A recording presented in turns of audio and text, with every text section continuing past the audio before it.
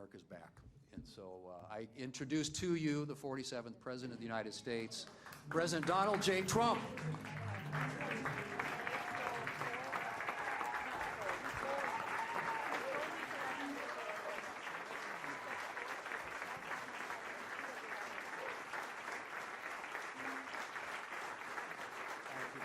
Thank you, everybody. Thank you very much.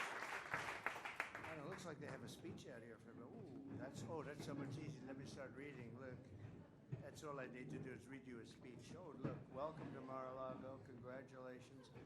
I don't know. I don't think we better do this stuff. Not with this group. They give it for Biden, but it usually get past the first page. Well, it does help, though, because today I gave a press conference with the Prime Minister of Japan, nice guy, tough guy, tough, but really a nice guy. And it was sort of amazing, the press. Ooh, do we have some press back there? Is that press? Caroline? Oh, how's Caroline doing? Is she doing a good job?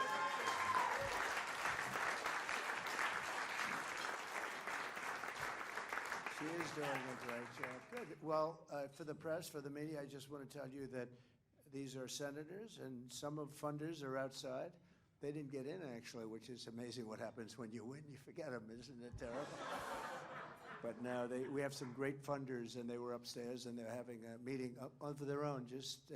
They feel so good about this win that they actually got together and said, what are all you guys doing? They're just people that gave money to the campaign, and they're here just to have fun together. There's about 30 of them, and I said, come outside and see the people you got elected. And some of them are tremendously successful people. WeatherTech, a company privately owned that only makes this product here, doesn't want to go to other places to make the product. It's a great product. David, and so many other people. And I said, come down, and some of you have probably said hello to them, but I guess they're up eating by this time. But I just want to say that it's been amazing. It's been an amazing period of time. We've had some fantastic races. We have some people in this room who won races that were very difficult to win. Tim, and we have, where's my friend from? Where's Bernie? That was a tough race, I'll tell you. Bernie, they weren't giving me a big shot. I went up with Bernie, and I went up on a Friday night just before the primary, and I said, this is the worst weather I've ever seen. It was the windiest day I've ever seen. The teleprompters blew off the stage. I actually got, before I even started, and it was a wind, like a tropical wind in Ohio, and it was brutal, right? Remember that? And I said, well, we're all by ourselves up here with about 50,000 people. But I said, you're going to win that race. And he won the race, and he did great. He did a great job. And David was great. How about that? That was, I don't know, where is David? Where is David? David, with his great wife, who was with me for a long time. But, you know, that was a tough race. That was incredible. I thought, you know, maybe, I don't want to say it, but that might have been the toughest of all. You know, when you have a father that was there for 26 years, and a son that's been there for 24 years or whatever it is, that's not easy. And you did it, and you did it. Under a lot of pressure, too. You were under a lot of pressure. He was actually in the field in Butler, when Pennsylvania, when we had that terrible incident, and I saved his life because I said, David, come on up. No, you know what, David? Stay there for a little while. And then I said, let me see the chart. And I looked over to the right. If he would have come up, he would have been maybe not here. So I saved your life by saying, don't come up. I said, come up later, David. That was a good, wasn't that a good moment? He looks back, he says, that was a good moment. But I just want to thank everybody. You've been incredible. You've done incredibly. And they've lost their minds. The Democrats have lost their minds, and they've lost their confidence. They have very little confidence. They are different people, and they look foolish. Today they tried to break into the Department of Education just because we want to go and check the books. And Maxine Waters is a lunatic, and you know, they're all lunatics, frankly. It's so sad to see. They should be happy. They shouldn't be sad, you know. It's a funny thing. I went to a golf course that I own, and I was very angry at bankers. This was prior to being president, prior to even thinking about running for president, and I was going crazy because I couldn't get onto the course. One, Palos Verdes in California. and beautiful right on the Pacific. Every hole in the Pacific. And my ad is, I don't use it because you can't get on the course. But my ad is, if I ever have to use it, I have the ocean, Pebble Beach only has the bay. And I said, I'm dying to use that ad, but you don't need it. So I get there with this group of big bankers and very important people, and I'm so angry. I'm just like furious because I can't get on the course. And I'm screaming, I can never get on this course. It drives me crazy. And after about 20 minutes of that, my caddy comes over to me. It's a 70-year-old guy, really nice guy, very smart. Sir, may I speak to you? Yes. Yes. What do you want? He said, sir, other courses are all empty. You're packed. You have the best course in California. You're packed. It's always packed, sir. You can't get on the course. And he used an expression, you should be happy. You shouldn't be sad. And I felt like such a jerk because he was right. Because he was right. And anyway, but we are happy as a group because we had a tremendous run, and we could have won a couple of more that I thought we were going to win. We won big in Michigan, and Michigan almost won. I don't know why he didn't win. He might be the one. We're talking to Michael and some of the others. He may be the one to run again, but I don't know. He seems to be. He did very well. I thought he won. I thought we won Wisconsin, actually. I thought we could have, meeting the senator, because I won Wisconsin by a lot. We won every race by a lot. We won every race by a lot, and I thought we carried some people. Tim did so incredibly well. And sort of everyone did well. I mean, they worked hard. We took in some great congressional people. We had a couple of issues that were tough issues, but they were good issues. They were great issues, actually. And I think they ceased to be much of a problem, but we did the right thing. You know what I'm talking about in particular, a certain issue. We did the right thing. But we've been together. It's been amazing unity. The only thing I was a little worried, I was asked to do the prayer breakfast, and they said, oh, it's 2 prayer breakfasts. I said, why is it 2? Because they're not getting along, and I'm talking about unity, so I had to do 2 prayer breakfasts. I said, wait a minute. Right? I did the political prayer breakfast with the senators and the congressmen. And then I said, so you mean I have to do it? They used to have it together. But I understand, John, they'll be in good shape for next year. They're going to do 1, right? And they said, well, you can do it by Skype. I said, I don't want to do it by Skype. So I did 1, and I ran to the other one, which was about 5 minutes away, and I did the other one. And I said, what's going on? Well, there's a lack of unity. I said, let's get unified. And everybody's agreed next year we'll do 1 prayer breakfast, not 2, and put it together. And I don't know which speech was better. They were very different, I can tell you. One was in front of political people. The other one was in front of our people, right? The people. And we had 7,000, 8,000 people at that one. That was a big one. Now, I heard that you didn't do it because I wasn't in office and I wasn't in Washington. And when they had the prayer breakfast in the big one, the Hilton, which is a very big room, you weren't getting a lot of people. And you didn't want to be associated with an empty room because you're political people. I don't blame you. But we had a big packed day. They couldn't even get into the room. It was sort of a great morning. And next year I know they're going to do it together. But we just have great unity. And the media, which I let in for a little while, but they can hear anything I have to say. I'm an open book. They can say anything. They can have anything. We had a great news conference today with the Prime Minister. Japan, they wanted to buy U.S. steel. I said, I can't let you buy it. I cannot. Other companies, you want to buy it, it's okay. But U.S. Steel was one of the greatest companies in the world. For 17 years, it was the #1 company in the world, like 80 years ago. It's a long time ago, during a certain heyday. I think we're in the heyday now. You want to know the truth? I think we're soon going to be in the heyday. We're going to be higher than anything.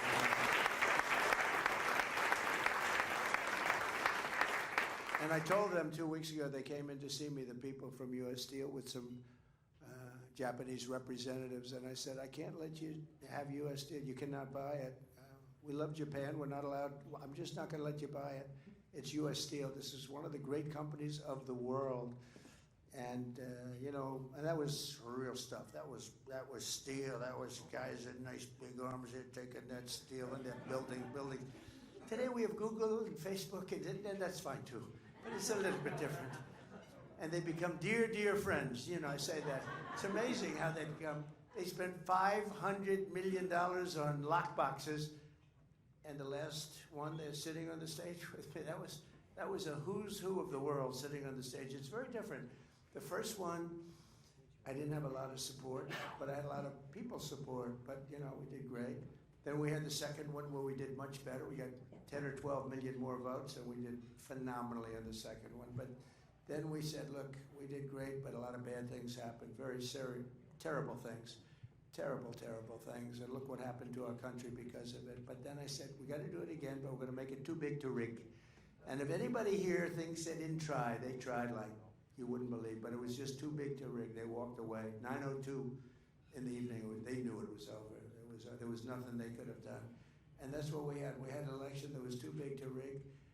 And it was such an honor. We won every swing state. We had 7. And remember, John, they were talking about, well, maybe Trump could win 3 or 4. We won all of them, and we won them by a lot. It wasn't close. None of them. We had a lot of good things. No tax on tips. That helped me in Nevada quite a bit. I hope we're going to be able to get that, okay? Got to try and get it. Very important. Some of the things that are very important, I think, is the 1-year deduction. You know, where you can do something in 1 year. No, we haven't. A lot of people haven't been talking about that. I can tell you the first one that was so big, where they go out and they invest and they're allowed to do the 1-year deduction. That really revved up. And I've had so many people say, could you do that again? People were doing jobs that they didn't even want to do. Building jobs, creating jobs and building jobs. And Tommy, you know about that. That 1-year deduction was such a big deal. So I hope you guys can start thinking about that and putting it in the bill. But we had a great meeting the other day, and yesterday in the Oval Office with about 22 House members, and they were from all sides, super conservative and slightly on the progressive side. I use progressive because tonight I want to be nice, suppose we get a lot of cameras rolling. I want to be nice, but they were very different. And I said, you know, I heard them, I listened for a little while, and then I said, you know, why don't we just balance the budget?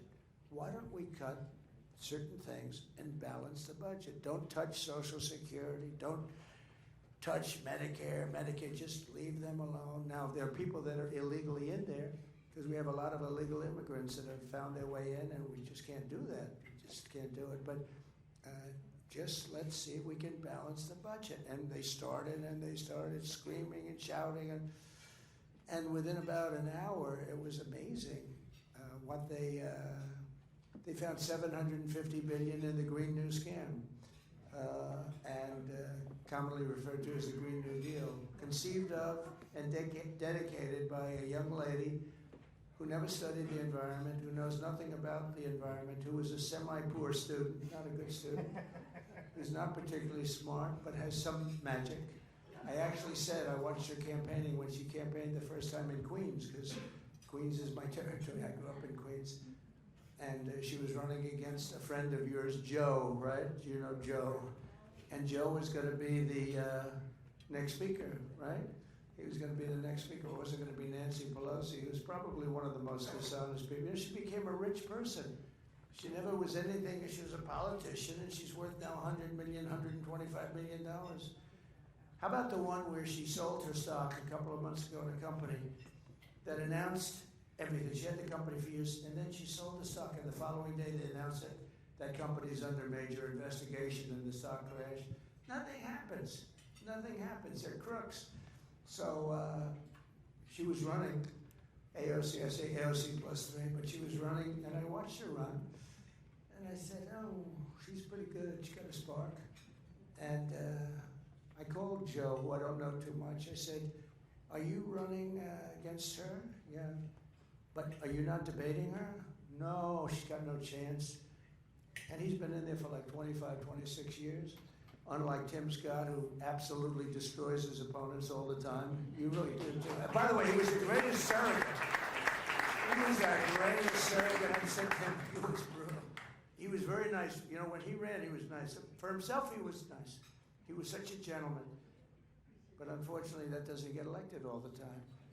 And I said, how do you think Tim would be as a surrogate? And I watched him the first time, and he destroyed everybody. And then he went again, and he said to me, and I thought it was beautiful, actually, because it's like the opposite of me. He said, I've never been able to speak well about myself because I don't like bragging. And I said, isn't that nice? Isn't it nice that somebody's like that? And it's true.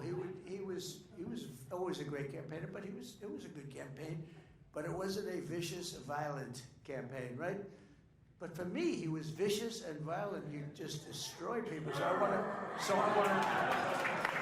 want to thank you. I just see you sitting with your new beautiful wife, and I just want to thank you. He's a great guy. Everybody in this room, as far as I'm concerned, look at Mark Wayne back there. Don't fight him. Just don't fight him. He almost got into a fight with a tough cookie. I know that tough cookie, right? Head of the Teamsters. He's a fantastic guy, Sean. And he almost got, but he could have been in trouble with this one, though. Sean's pretty tough, but he would have been in trouble. But I see everybody in this room, and I mean, there's nobody. And if I didn't like somebody, I would tell you. I like it. You know what I like about Chuck Grassley? He made Comey choke because he got this voice, and he wasn't meaning, but he said, "Did you lie?" And Comey was like, it was unbelievable. Remember, and he said, "Yes, yes." I said, he just admitted he lied, and he just said it like he's just got this way about him. You made him choke. That was good. He deserved to choke too. But everybody in this room it's been really amazing. It's been amazing. The relationships have been good. And we don't always agree on everything, but we get there. We had a couple of people that had to get a little bit, they had to study a little bit further to get some of our nominees. I think you're going to find our nominees are very good. I think it's very important. You know, when we talk Bobby Kennedy, I think he's up there having dinner tonight. It's very interesting, but he's a good person. And he's not a radical. He said, you know, I'm getting sort of this reputation of being anti-vaccine and everything else. He said, I'm not anti, and I understand through the campaign that his kids had vaccines and all. He said, you know, I grew up in a slightly political family. Would you say that was the Kennedy?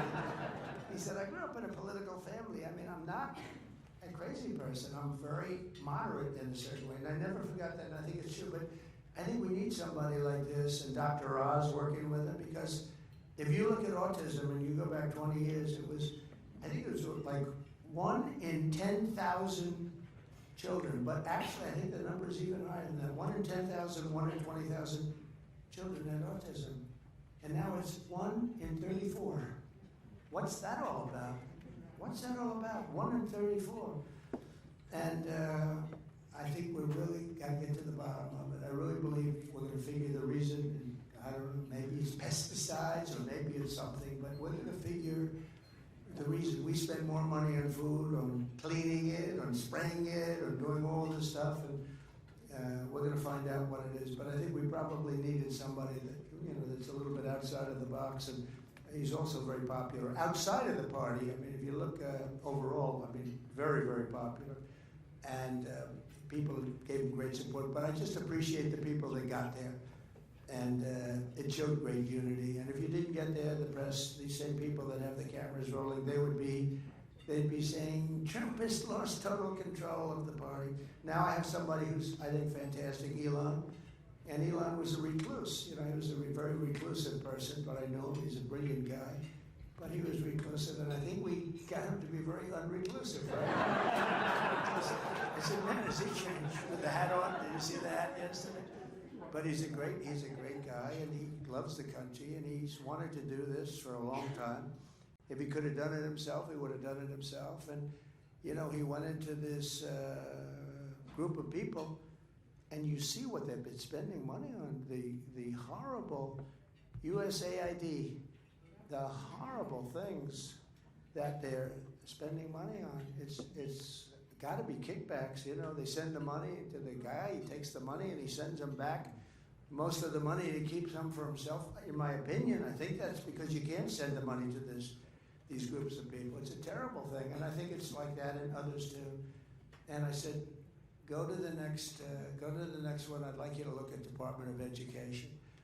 And I think you're going to find it's very similar, different but similar. And go into the military, go into everything. I mean, I want you to go into everything. But I said to the congressman yesterday that, why don't we balance the budget? Why don't we balance the budget? Why should we wait 10 or 15 or 20 years to balance it? You know, they were talking about little cuts. We can have big cuts that don't affect anybody, waste, fraud, and abuse. And we're finding it now. That's one of the beauties of what Elon's doing. He started with a group of 25 super geniuses. They wear undershirts. They look like, I look at them. But then I realized he's got 182 IQ. That's what we need. And they go in and they'll ask people that aren't nearly as smart as them, why is it that you made this ridiculous paper? Why is it? And the guy gets all tongue-tied, he can't talk, because he's against somebody that's much smarter. And it's amazing, actually, what they've exposed. And to a level where they cut 97% of the people out. The whole thing is a scam. And you look at some of the people working there, they're very political people, they're relatives, and it's just terrible. But you're going to find that elsewhere. And then I think we're going to see something tremendous with respect to the tariffs, because, you know, other countries tariff us, so we don't tariff them. And with Lindsay, I don't know if you remember the conversation, Lindsay, but I had a conversation with Lindsay, who's so talented on so many things, but I would say finance, he's less interested. No, he's very, look, he gets it, but he's less interested. And I said to him, you know, certain countries, they charge us a tariff, and I want to charge them the same thing, and I like that, and I want to charge them the same thing. I said, so let's get this straight. They charge us like 100%, we charge them nothing. I said, that's right. I said, so you want to charge them 100%? I said, I want to charge them whatever, if it's 80% or if it's 25%, I want to. Lindsay looked at me and goes, you got my vote. And it was very simple. And he's a great guy, and he's running for office, and I'm going to endorse him, and he's going to do very well. I think he's going to do very well. Well, we're batting, I think, with 299 and 0 in the Republican, but you know what? With 355, Brian Jack, where's the great Brian Jack? 355 out of 355 general elections. We won, I think, 234. That's not bad either. But with the Republicans, it's been almost flawless. So I think, let's not congratulate Lindsay yet, but I think you're in good shape, okay? He's been a fantastic, in my opinion, a fantastic senator. He's a nice guy. He's a little more left than I am, a little more left than you are, but he is a great guy, and he's going to have no problem. So I appreciate all of the unity. I appreciate this tremendous support. There's Doug Burgum as an example. What a great, he was fantastic. And Catherine, thank you, Catherine. And he was a big part of today's event because he and Chris Wright, you know, Chris Wright, I don't know if Chris is here, but Chris Wright is the #1 guy in the world in oil and gas. And I'll never forget, I had a meeting here with a lot of the oil companies and Doug and senators, a lot of people. And I said, Doug, I really want you to be Department of Energy. And he looked and he said, look, there's a man in this room right now who's so much better than me. He's the most talented oil guy in the whole country. I said, who the hell is that? Because he's done, you know, he made a lot of money with the internet stuff and, you know, different things. Not oil. I thought it was an oil and gas guy. He wasn't. He sold his company to Microsoft for a tremendous amount of money. Very successful. Became the governor of North Dakota and ran a great state. And he became an expert on energy because they have energy, on fracking in particular. But I said, I want you to be if I win this was even before I won, but I thought we were going to win early on. I said, I want you to be the head of energy. He said, look, there's a man in this room right now who's better than anybody in the world, Chris Wright. And he was sitting there, and I said, this man over here, yeah, that man, he's better than me, he's better than anybody for what we want, getting the oil out of the ground properly. And I said, well, let's talk. And so I talked to Chris, and I was impressed by him, but more importantly, he was impressed by him. And it was interesting, so he became the Secretary of the Interior. And it's interesting for a different reason, because Chris is energy, but there is no energy. There's some nuclear, but there's no energy. He's Interior, he's got all the energy. So I said, why don't you merge together and work together? And they've essentially done that. Doug and Chris are working together because he's got more energy than any country anywhere in the world under his auspices, but he's not Department of Energy, so he can't drill. But now he's got a man that he knows very well, that's I assume a friend of his or whatever, but he got the job because of you. And he didn't need a job. He was doing very well. This guy didn't need a job. He's the top guy in the whole world. But I see that so often. So many people, they want to be a part of this. They want to do what you're doing, John. They want to do what all of you senators are doing. I mean, you don't make money like they make. You could if you did it. Many of you are so talented, you could do whatever you want to do. But they want to do what you're doing. It's very interesting. And you don't want to do what they're doing. You'd rather be a senator. It's crazy. In other words, you like power. And that's okay, too. But, and that's what you have. You have a tremendous amount of power. But so Chris and Doug have gotten together, and essentially they're like, unbelievable, and what you're going to be doing is unbelievable. And we have a lot of confidence in you, and if we bring the energy prices down, everything's going to follow. That's what got it up. We had a great energy policy. We did great. We had gasoline at $1.84. We actually had it much lower than that for a little period of time, but we had it at $1.84. And then they took my policy and they really messed it up. And then they went back to my policy. You know, they always said, well, we were drilling just as much. What they don't say is, if I were there, we would have been double or triple that number. But they basically took my policy because it was going through the roof. They said, we're really in trouble. So they went back to my policy as much as they could.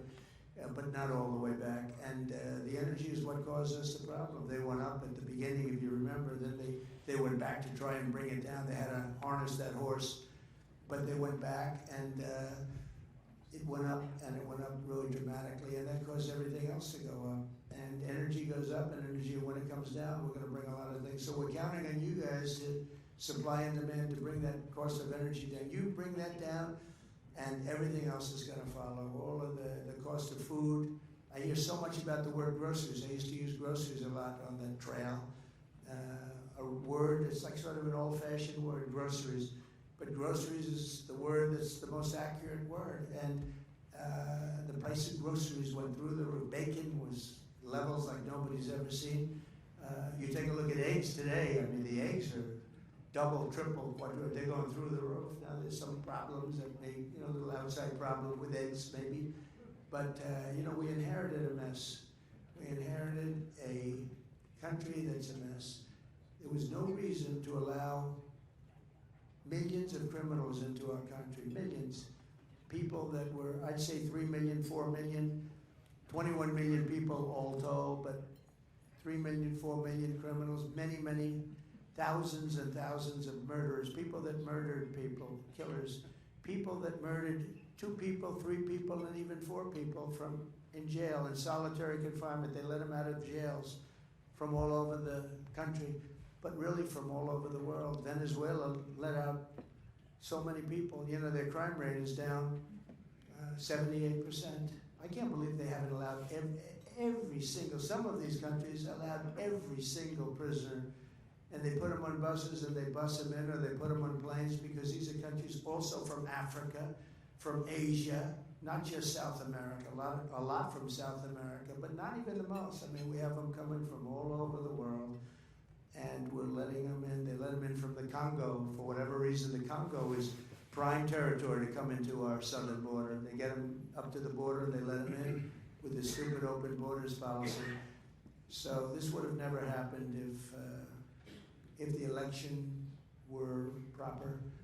In other words, if the election weren't rigged, which it was, and it would have never happened. But I will say this, it's much bigger. Historically, this is much bigger. It showed what this ideology that some people are facing throughout the world, that showed how bad this ideology is, how incompetent the people are, but how bad the ideology is, the ultra-left stupid policy. And I don't think they can get elected for a long time. They're still, you know, they just suffered a big election defeat. They're very depressed. And they're using the same things. We just signed a bill yesterday. It was so incredible that no more men playing in women's sports, right?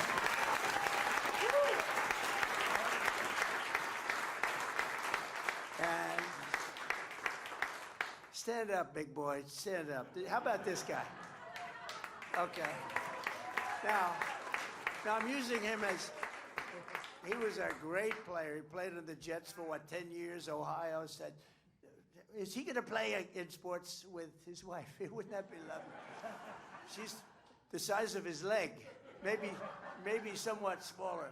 The whole thing was ridiculous. You saw I was reading off some of the stats yesterday in the room, and I said there was a long-distance race. They had the best female racers and the best male racers, long-distance running race. And the man won by 5 hours and 24 minutes. I mean, that's not... The greatest, though, are the weightlifting records, where they break the record, a record that stood for 18 years, and they'd go and they'd put a quarter of an ounce here, a quarter of an ounce, and I'd go, and they couldn't quite get it up, and this guy came in, and he was a poor man weightlifter, not a good one. He was at the lower realm of weightlifting. He goes up, boom, and he ends up like 127 pounds more. He was it was one of the worst. I don't know, maybe that's why he decided to transition, as the expression goes. I got very good at that, I have to, because if I make a mistake, these guys are going to get me in big trouble. We're perfect. Susie will get very upset with me if I make a mistake. And by the way, Susie deserves a great round of applause.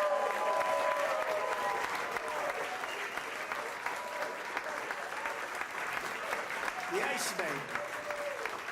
We call her the Ice Maiden. You know, she's the daughter of Pat Summerall, who was a smart guy, and he was a very good football player, but a great announcer for 27 years for the NFL, and worked with John Madden. And John was a difficult guy, but he had, he just, come on, John, you gotta like these executives. He'd talk a little rough to the executives at CBS. They weren't in love with him, actually, but come on, John, you gotta be nice to him. John paying you a lot of money. And he did this for 27 years. He was the only one that could deal with John Madden. He dealt with him very easily, right? Isn't that true? So he was great. But Susie's like that. I mean, she's amazing. She's respected by everybody. Democrats, too, by the way. A lot of Democrats. In fact, that bothers me a little bit, John. But the Democrats respect her and they like her. But we all like her. But we call her the Ice Maiden. Because she's very nice until she decides not to be. Then she's brutal. She can be brutal. But we ran a perfect campaign. We did that final 3 months, 90 days.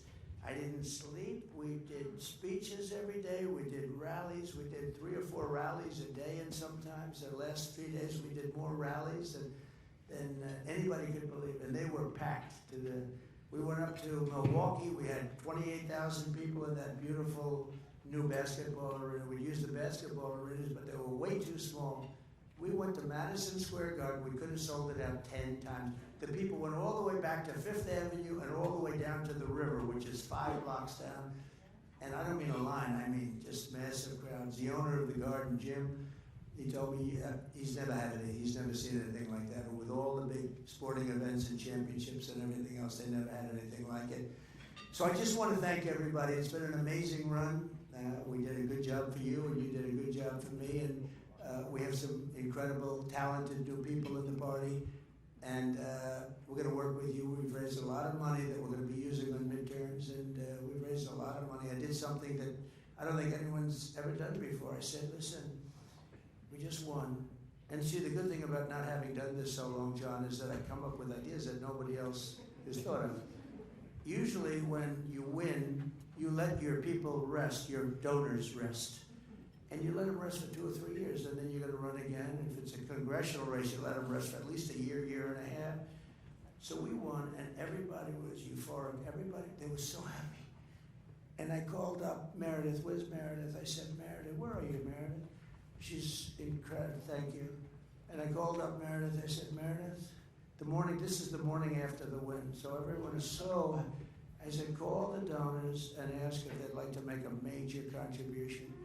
Sir, the election, it's just 8 hours old. So that's all right. And we raised over $500 million very quickly. Yeah? 500. And the people were so happy. They were happy to do it. You know, we could have waited 2 years, but, you know, the press will beat us up for 2 years. And, you know, no, maybe they wouldn't have been as happy. But I think they're going to be happy because because we become the party of common sense. And when you have common sense and when you are the party of common sense, we're going to do well for a long time. We're not going to do badly in midterm. A lot of people say, oh, you always will do badly in midterm. I don't think there's any reason for that. These people were fighting. When I did the thing with the men playing in women's sports, I watched today Democrats fighting me on this. They don't learn, and I hope they don't learn, because, you know, they're still with the open borders. We want open borders. Open borders are never going to sell. Men playing in women's sports, transgender for everybody, it's never going to sell. And they haven't changed, they haven't learned. And frankly, I hope they don't play this, because I hope they don't learn, because we have to beat them, and we're going to beat them. And I just want to thank everybody in the room. Everybody in this room is thank you very much. Thank you. Thank you.